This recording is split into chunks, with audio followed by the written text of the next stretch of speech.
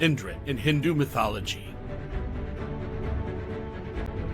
Indra is one of the most important gods in Hinduism and is known as the king of the gods. In this video, we will be exploring his story and the role he plays in Hindu mythology. Origins of Indra.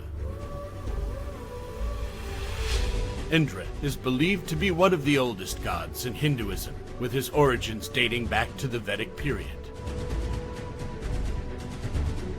According to Hindu mythology, Indra was born to the sage Kashyapa and his wife, Aditi.